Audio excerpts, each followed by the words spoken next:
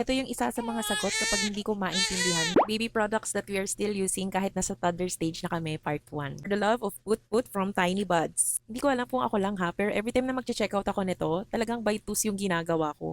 Kasi ayoko maubusan nito, it's a must have. Never ever ever na akong nag-try pa ng ibang brand. Kasi pag si baby humiyang, hindi na ako nag-explore pa ng ibang brand.